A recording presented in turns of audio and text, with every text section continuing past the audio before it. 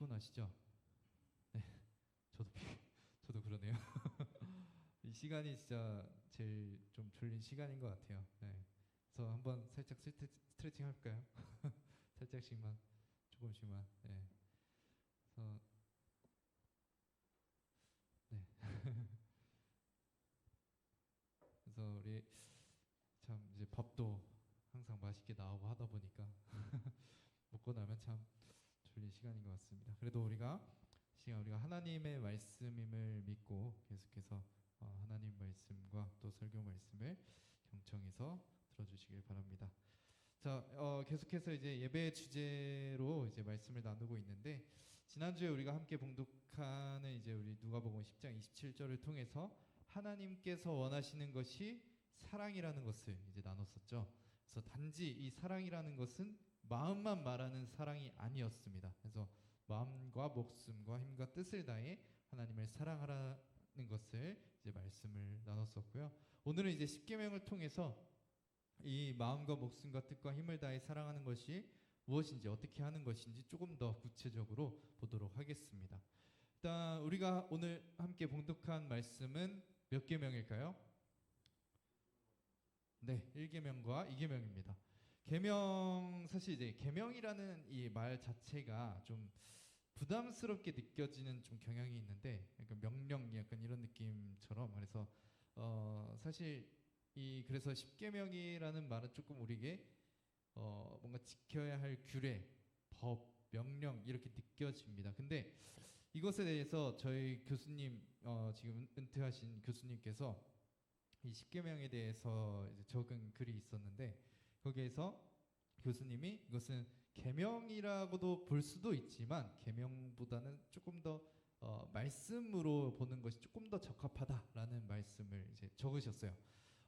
이거는 이제 말씀이라고 적으신 이유가 뭐냐면 관계성 안에서 주어진 하나님의 말씀이기 때문이에요.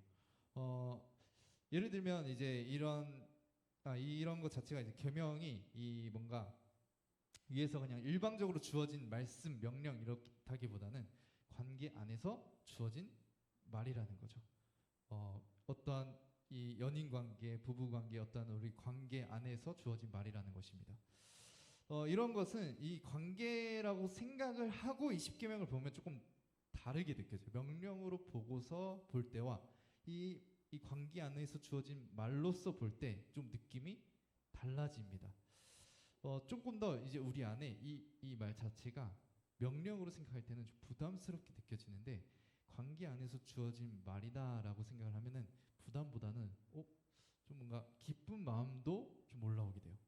왜냐하면 이런 이유 때문이죠. 여러분들이 이 관계 자체가 사랑의 관계를 근거로 해서 주시는 거기 때문에 그런데 여러분들이 친형제나 이 친자매로부터 이제 그 혹시 이런 물 떠와 달라 혹은 잠깐만 와줘 해놓고 이제 불 꺼줘라 약간 이런 말들을 들어본 적이 있을 것 같아요. 네, 있는 것 같아요.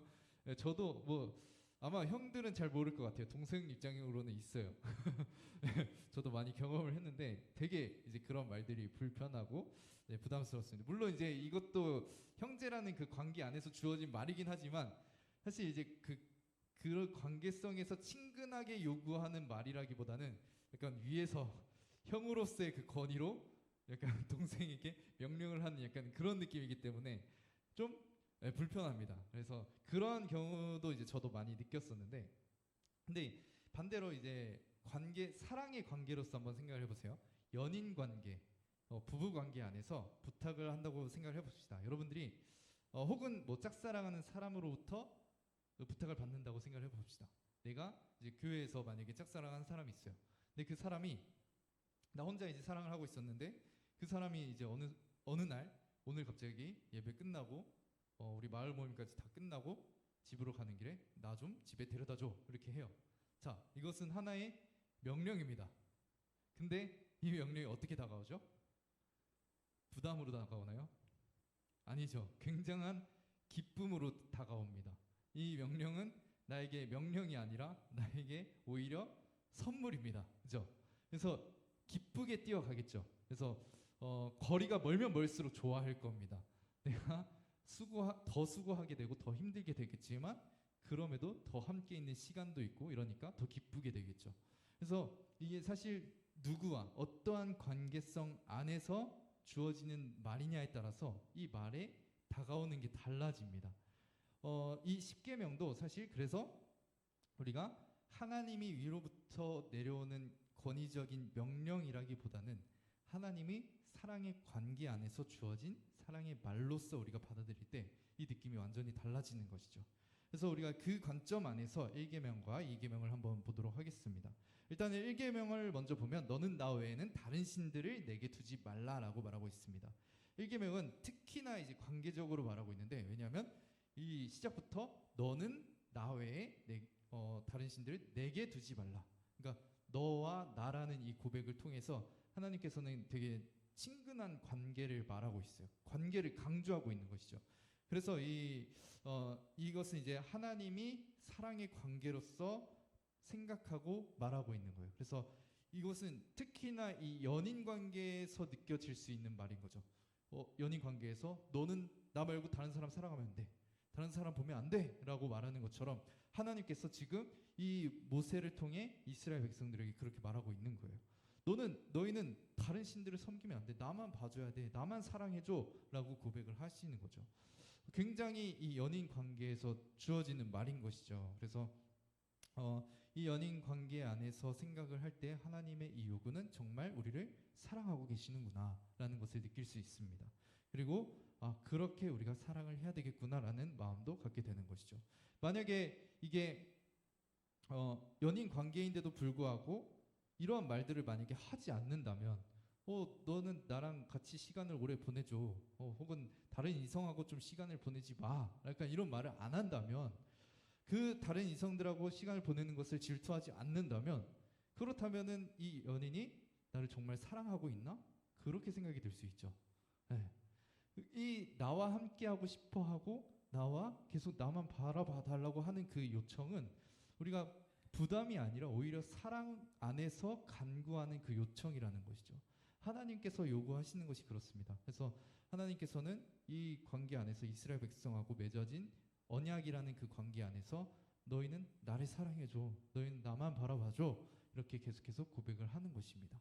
그래서 굉장히 이 하나님 마음속에 사랑의 마음이 가득하다라는 걸 볼 수 있어요. 그래서 이후에도 말씀을 하시는데 나는 질투하는 하나님이다. 질투를 왜 해요? 사랑하니까. 사랑하지 않으면 질투하지 않아요.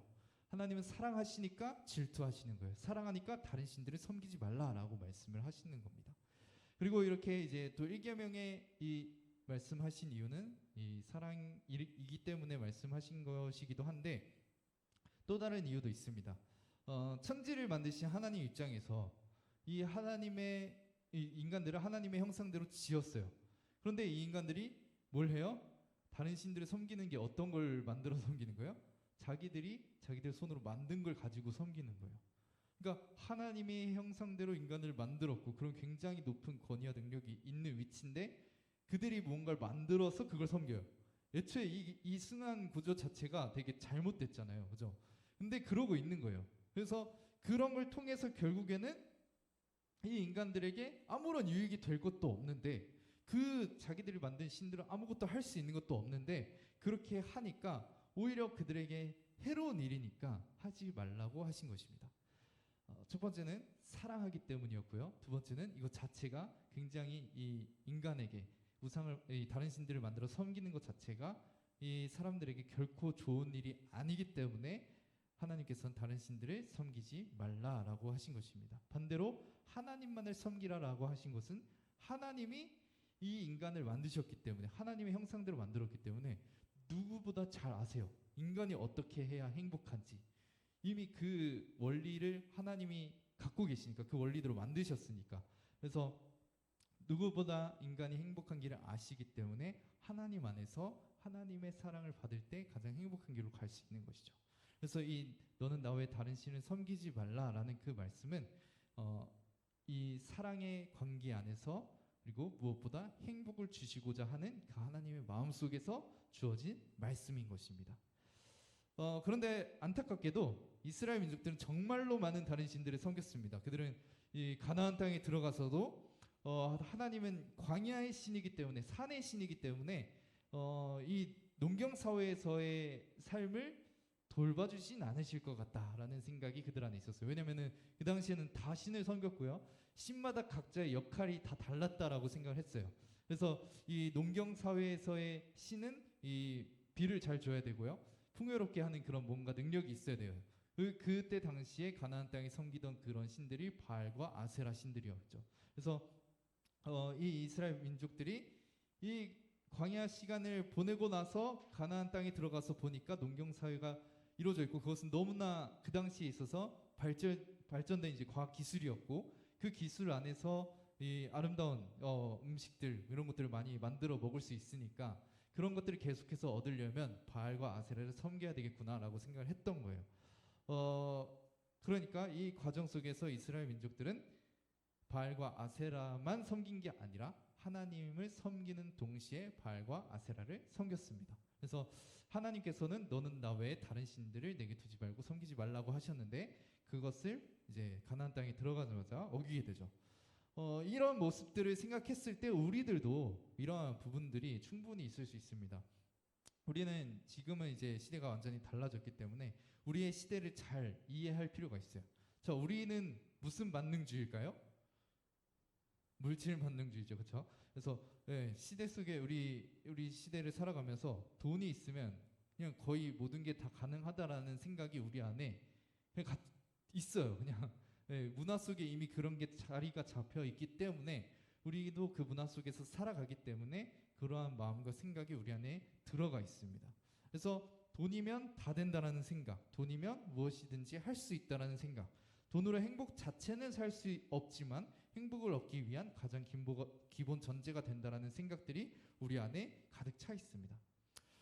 그 외에도 사실 우리 시대가 가지고 있는 가치관들이나 이런 생각들이 있어요. 그리고 사람마다도 조금씩 다 다르죠. 그렇기 때문에 그러한 가치관 속에서 그러한 것들을 섬기는 마음들이 생기게 된다면 우리도 이 이스라엘 민족들이 바알과 아세라를 섬겼던 것처럼 하나님을 섬기는 동시에 무언가를 섬기게 될 수 있습니다.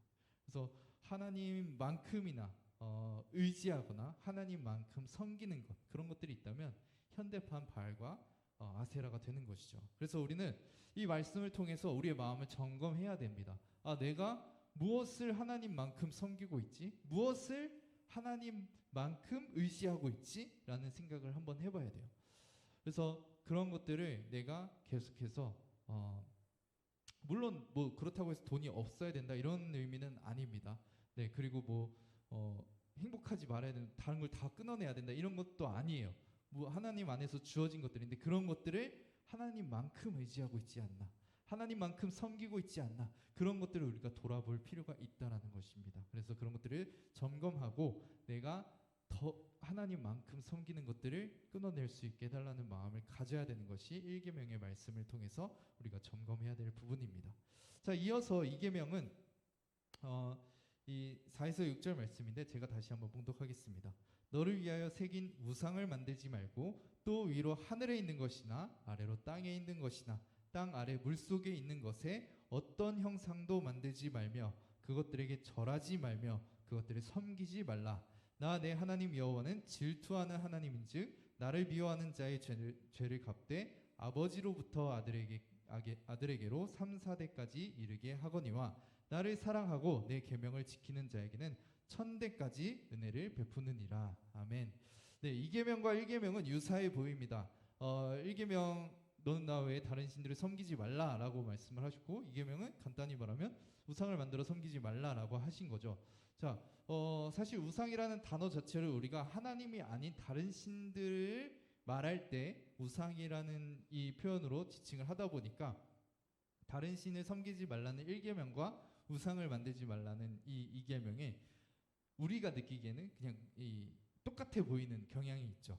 그런데 1계명과 2계명은 다릅니다. 1계명은 하나님 외에 다른 신들을 섬기지 말라는 것이면 2계명은 너를 위해 새긴 우상을 만들지 말라는 말씀입니다. 그러니까 다른 신들의 형상을 만들어서도 안 되지만 하나님도 형상화해서 만들면 안 된다는 의미입니다. 실제로 이런 일이 있었죠. 언제 일어났죠? 모세가 뭐 할 때? 네? 네. 하나님과의 이제 관계 안에서 십계명을 받을 때 이 그 받고 있는 중에, 그러니까 십계명을 받고 있는 중에 이 십계명을 어기는 일이 동시에 일어났어요. 모세가 이제 출애굽기 32장이죠. 모세가 시내산에서 십계명을 받고 있는 중에 한참 지나도 대략 한 30일 이상, 거의 40일 정도의 시간인데, 그 시간 동안 내려오지 않으니까 이제 밑에 있던 사람들이 불안한 거예요. 얘네는 그 하나님의 임재가 두려워서 올라가지 않은 사람들이거든요. 모세가 그래서 대표로 올라간 것이었고, 이스라엘 민족들은 올라가지 않았는데 그 밑에서 계속 이제 모세를 기다렸어요. 언제 내려오나, 언제 내려오나. 내려와야, 이 사람이 내려와야 우리를 다시 이끌어 가는데 안 오니까 계속 광야에 덩그러니 있는 거예요. 그러니까 이 마음이 어때요? 먹을 거는 뭔가 계속 떨어질 것 같고, 뭔가 불안하고 두렵고, 뭔가 여기서 계속 살아야 되나 이제 싶고, 아무것도 없는데, 이런 생각들이 드니까 이제 40일 정도가 지나니까 이제 불만이 나오기 시작한 거죠. 그래서 32장 1절에서 이렇게 말합니다. 우리를 위하여 우리를 인도할 신을 만들라. 자, 이 계명이 뭐라고 했죠? 너를 위해 새긴 우상을 만들지 말고. 그러니까 너를 위해서 그 우상을 만들지 말라 했는데, 지금 32장에서 바로 이 말을 하는 거예요. 우리를 위하여 우리를 인도할 신을 만들라라고 말하는 거죠. 그리고 나서 이제 4절에서 아론이 금을 모아서 송아지 형상을 만들고 이렇게 말합니다. 너희를 애굽 땅에서 인도하여 낸 너희의 신이로다.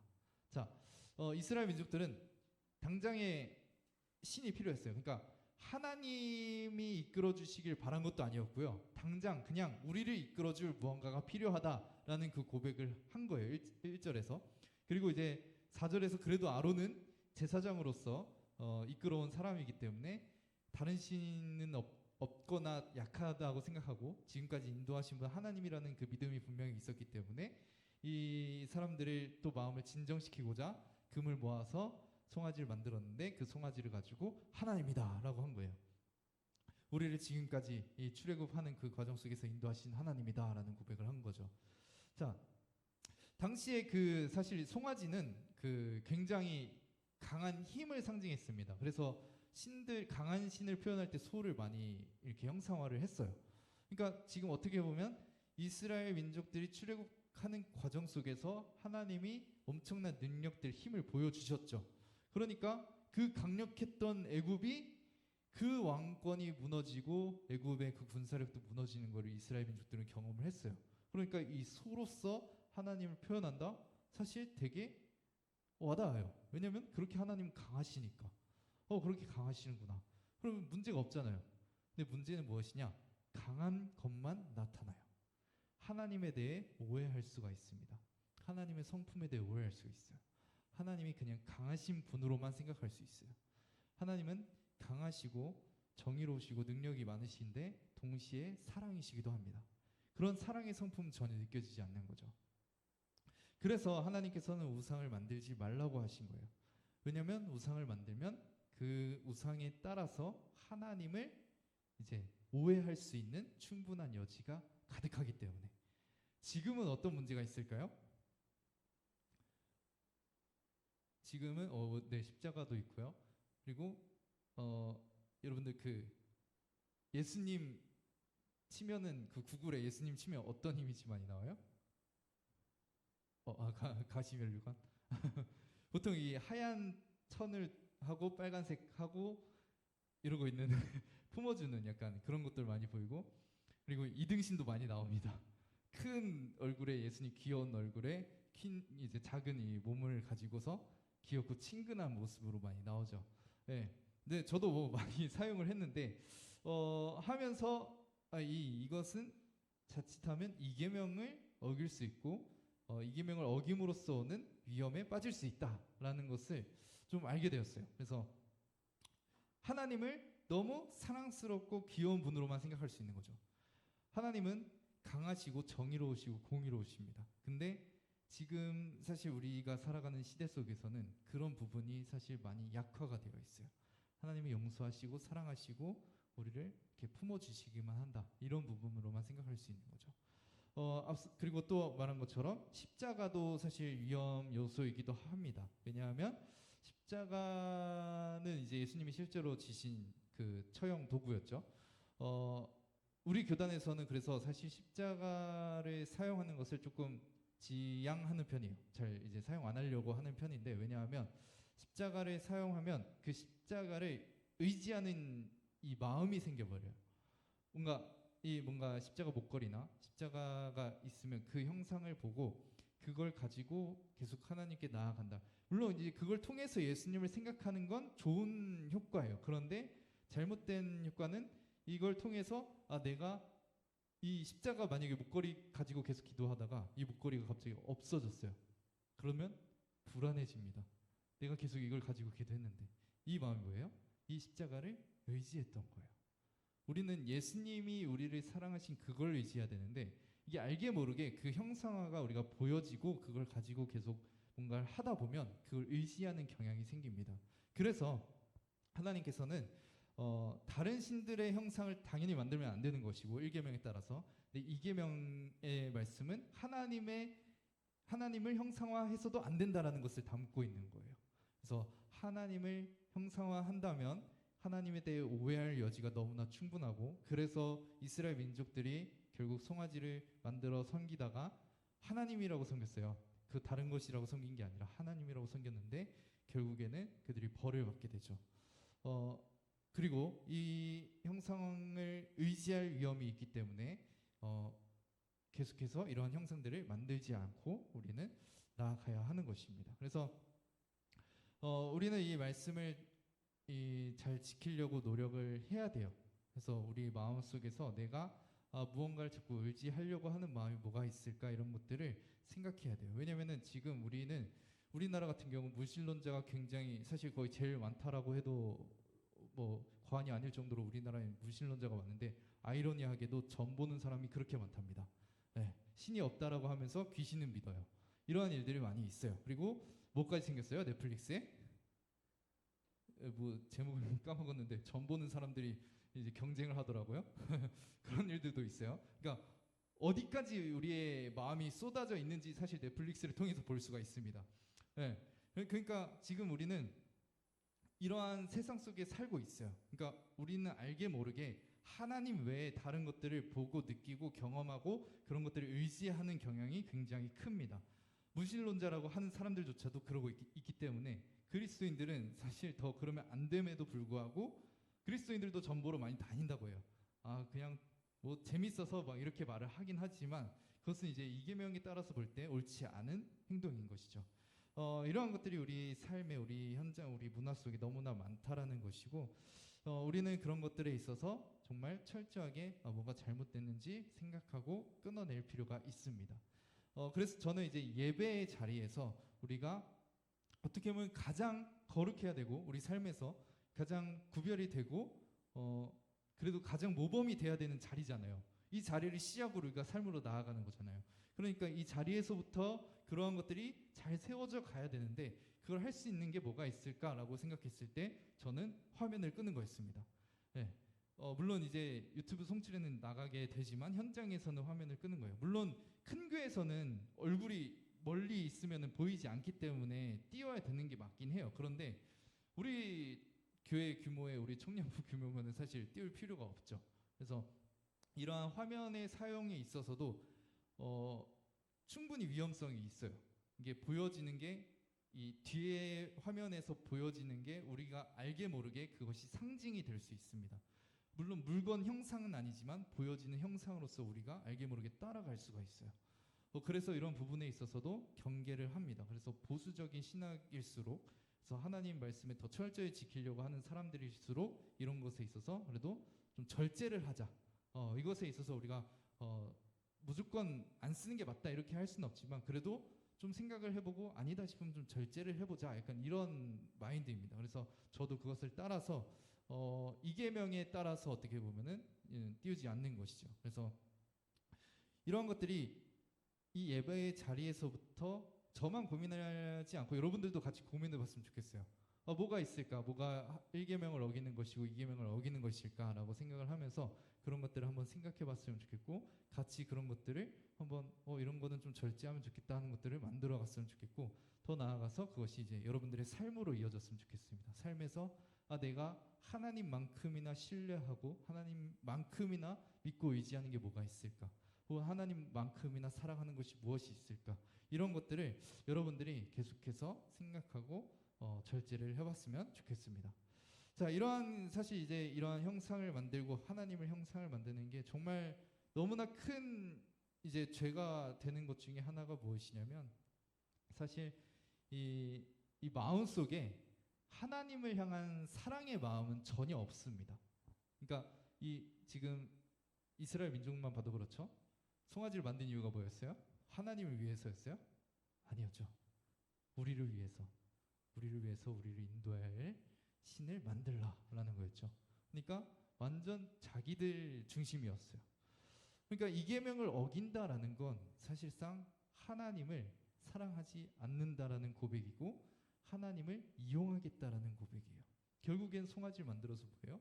자기들이 원하는 대로 우리의 만족대로 이끌어 달라라는 거잖아요. 그러니까 하나님을 향한 사랑의 고백이나 이런 것들이 전혀 나타나지 않고 그냥 자신들의 유익과 만족을 위해서 이끌어줄 신을 만드는 거죠. 그래서 우리는 이러한 것들을 계속해서 생각하면서 내가 또 하나님을 사랑하지 않고 하나님을 이용하려고 하지 않는지, 이러한 것들도 점검하면 좋습니다. 그래서 하나님만큼이나 다른 것을 의지하지 않는지 이런 걸 생각하는 동시에 내가 하나님을 사랑하지 않고 하나님을 이용하려고 하지 않는가, 하나님을 내 마음대로 사용하려고 하지 않는가, 이러한 것들도 여러분들이 고민해 보셨으면 좋겠어요. 그것이 예배의 자리에서부터 정말 시작됐으면 좋겠습니다. 그래서 예배에 있어서 목적이 굉장히 다양해요. 예배가 사람의 만족이 돼야 된다라고 주장하는 사람들도 있어요. 근데 저희는 계속해서 하나님이 기뻐하시는 게 무엇일까? 그것에 관점을 두고 예배를 만들어 가고 있습니다. 왜냐하면 하나님이 기뻐하시는 일이 결국 우리가 기뻐하는 일이 될 수 있거든요. 근데 반대로 우리가 기뻐하는 일은 하나님이 기뻐하는 일일 수도 있지만 아닐 가능성이 더 큽니다. 네. 그래서 하나님이 기뻐하시는 일에 포커스를 맞추는 것이 더 좋고 안전한 길인 것이죠. 그래서 우리는 1계명과 2계명을 통해서 우리를 점검함과 동시에 내가 하나님을 사랑하고 있는지, 그리고 하나님을 어떻게 사랑해야 될지를 계속해서 고민하고 나아갔으면 좋겠습니다. 여러분, 10계명에 이 사랑의 관계에서 주어진 것이라고 말씀을 드렸는데, 오늘 6절 말씀에서 이렇게 말하고 있습니다. 나를 사랑하고 내 계명을 지키는 자에게는 천대까지 은혜를 베푸느니라. 이전에 5절 말씀에서는 이렇게 말씀하시죠. 그것들에게 절하지 말며 그것들을 섬기지 말라. 나 내 하나님 여호와는 질투하는 하나님인즉 나를 미워하는 자의 죄를 갚되 아버지로부터 아들에게로 3, 4대까지 이르게 하거니와 라고 말씀을 하십니다. 마치 이 연대책임 같은 느낌이 사실 드는데, 그래서 뭔가 죄가 전가되고 뭔가 그런 이 죄에 대한 심판이 계속 또 전해지나라는 생각이 들 수 있습니다. 근데 당시의 문화를 생각해 보면 당시에는 3, 4대가 기본 한 가정이었어요. 그냥 그렇게 살았어요. 그래서 대가족으로 살았죠. 그렇기 때문에 3, 4대에 이른다라는 이 말씀은 그 죄가, 하나님을 미워하고 하나님을 섬기지 않는 죄가 그 대에만 있고 끝난다라는 거예요. 그러니까 그때 당시의 가정에게 있고 끝난다라는 거죠. 근데 이어지는 6절 말씀 어때요? 나를 사랑하고 내 계명을 지키는 자에게는 몇 대까지? 1000대까지 이어진대요. 여기에서부터 하나님의 그 성품이 많이 나타납니다. 하나님은 정의로우세요. 그래서 죄에 대해서 반드시 벌을 하십니다. 벌을 반드시 하세요. 그거는 정의로우시고 공의로우신 하나님으로서 그렇게 일을 하십니다. 근데 하나님은 사랑이 넘치세요. 그래서 하나님은 복은 1000대까지 베풀려고 하시는 마음이 가득하세요. 죄에 대해서는 그거에 대해만 딱 하고 끝난다면 복은 정말 그냥 넘치도록 주고 싶어 하시는 분이 하나님이라는 것입니다. 그리고 하나님께서 1계명과 2계명을 주시는 가운데 원하시는 것, 우리에게 정말 원하시는 게 뭐예요? 나를 사랑하는 것, 나를 사랑하고 내 계명을 지키는 것, 이걸 원하신다라는 거예요. 여러분들, 하나님께서는 정말 우리가 다른 게 아니라 정말 하나님을 사랑하고 하나님을 기뻐하는 것, 그걸 원하신다라는 것을 말씀하고 있는 거예요. 우리가 이 1계명과 2계명을 계명으로 받아들이면, 그냥 명령으로 받아들이면 우리가 사랑의 마음으로 이것을 지키기가 어려워요. 그런데 하나님이 주신 사랑의 관계 안에서 주어진 말씀이다라는 것을 생각한다면 우리 또한 부족하더라도, 하나님만큼은 아니더라도 사랑의 마음으로 실천할 수 있습니다. 여러분, 오늘 처음 2절 말씀에서 이렇게 말하고 있어요. 나는 너를 애굽 땅 종되었던 집에서 인도해낸 내 하나님 여호와니라. 하나님께서는 우리에게 먼저 뭘 해달라는 요구를 하시지 않았어요. 먼저는 구원을 하셨어요. 이스라엘 민족들에게 구원을 먼저 하셨죠. 구원을 하시고 이렇게 말씀하신 거예요. 내가 너희를 이렇게 사랑한다. 내가 너희를 이렇게 구원하며 너희를 위해서 일할 정도로 내가 이렇게 너희를 사랑한다. 너희도 나를 이렇게 사랑해다오 라고 하면서 계명을 주신 거예요. 여러분들, 우리는 그래서 이 말씀을 생각하면서 우리가 생각해야 될 것은 하나님께서는 지금도 우리에게 이렇게 말씀하신다는 거예요. 내가 너희를 이렇게 사랑한다. 내가 죽기까지 사랑한다. 내가 십자가라는 가장 인간이 만든 끔찍한 처형 도구에서 온몸이 찢기고 정말 못이 손목과 발에 박혀서 아무것도 못하고 그리고 피를 흘리며 죽어갈 정도로 내가 너희를 사랑한다. 그러니 너희도 나를 사랑해다오. 예수님께서, 하나님께서 원하시는 것이 그것입니다.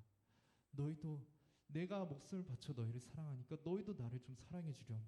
나를 사랑해 주렴 라고 고백을 하는 것입니다.